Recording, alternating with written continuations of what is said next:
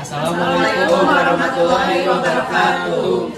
Perkenalkan, kami dari kelompok 3 yang beranggotakan saya sendiri Audra Rehan, Saya Marsa Aulia. Saya Syarin Amalia. Saya Fadila Namaria.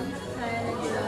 Saya Hanifah Azhar. saya dari Tiaga Sekali akan mempresentasikan materi belajar dari kelompok kami. Materi dari kelompok kami itu bentuk-bentuk kerjasama negara maju dan negara berkembang di dunia. Nah, saya akan menjelaskan pengertiannya. Kerjasama antar negara adalah hubungan antara suatu negara dan negara lain melalui kesepakatan untuk mencapai tujuan tertentu. Kalau menurut Robert Cohen, kerjasama terjadi ketika para pelaku menyesuaikan perilaku mereka dengan preferensi yang sebenarnya atau yang diantisipasi oleh orang lain. Nah, konsep kerjasama ini terdiri dari 2 elemen penting. Yang pertama itu, konsep ini mengasumsikan bahwa perilaku setiap pelaku diarahkan pada tujuan rasional tertentu. Kalau elemen yang kedua itu, konsep ini menyiratkan bahwa kerjasama memberi para aktor keuntungan tertentu. Jadi, kerjasama antara negara maju dan berkembang itu biasa disebut dengan nama kerjasama antara negara bagian utara dan selatan. Seperti yang kita ketahui, bumi ini bisa dibagi menjadi 2 atmosfer istilahnya. Jadi ada atmosfer utara dan selatan. Kebanyakan negara maju itu terletak di utara, seperti Eropa dan Amerika Utara. Salah satu pengecualian dari adalah tentunya Australia dan New Zealand. Australia dan New Zealand dianggap sebagai negara maju dan bagian dari utara, meskipun mereka berlokasi di selatan, karena status mereka ini sebagai negara maju yang sudah lama. Jadi, kerjasama ekonomi antara negara utara dan selatan itu mulai tersadari setelah berakhirnya Perang Dunia Kedua, yang dimana negara Amerika Serikat mengajukan yang namanya Marshall Plan untuk membantu ekonomi Eropa yang satu hancur akibat Perang Dunia Kedua. Hubungan kerjasama antara negara maju dan negara berkembang dalam pembangunan perekonomian antara lain dilakukan dengan cara seperti berikut. Pertama, negara-negara maju menanamkan investasi di negara-negara berkembang. Dari kerjasama tersebut, keuntungan dapat dinikmati dari kedua belah pihak negara, yaitu yang pertama, negara penerima investasi biasanya akan mendapat keuntungan dari penerimaan pajak, pembangunan, dan pembagian keuntungan dari hasil produksi. Sedangkan negara pemberi modal dapat terpenuhi kebutuhan nasionalnya.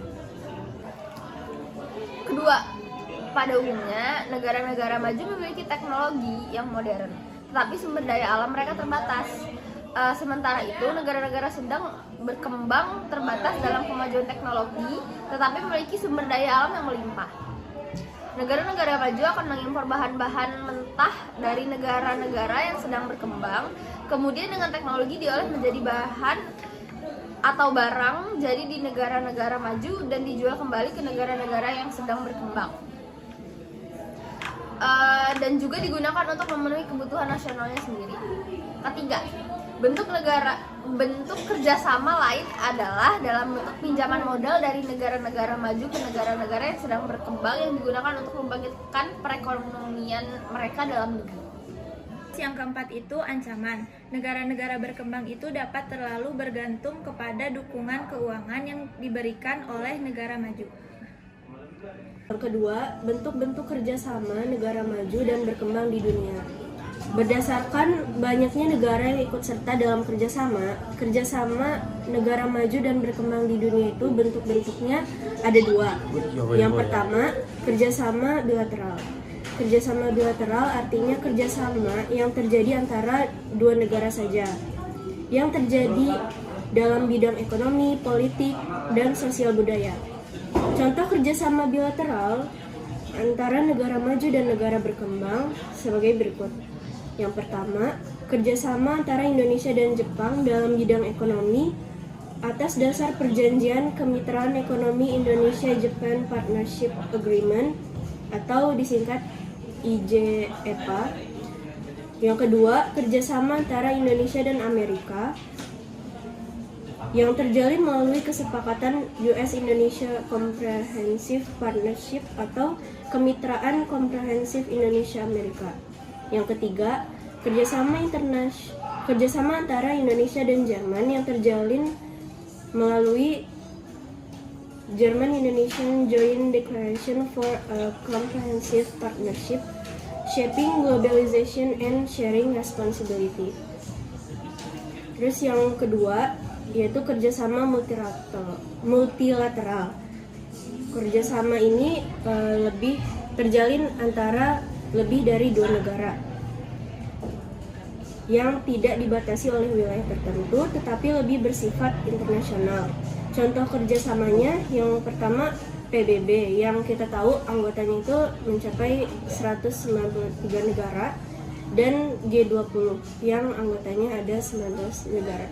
Berdasarkan letak geografisnya, kerjasama antara negara-negara maju dan negara-negara berkembang itu terbagi menjadi 3. Yang pertama itu kerjasama regional. Kerjasama regional itu merupakan kerjasama antara negara-negara di suatu kawasan tertentu. Contohnya adalah APEC. Yang kedua adalah kerjasama interregional. Kerjasama interregional ini merupakan kerjasama antara negara-negara di suatu kawasan dengan kawasan yang lain. Contohnya kerjasama antara ASEAN dan Uni Eropa. Lalu yang terakhir adalah kerjasama internasional. Kerjasama internasional ini merupakan kerjasama antar negara-negara di belahan dunia. Nah, jadi kayak seluruhnya gitu. Contohnya adalah PBB atau Perserikatan Bangsa-Bangsa.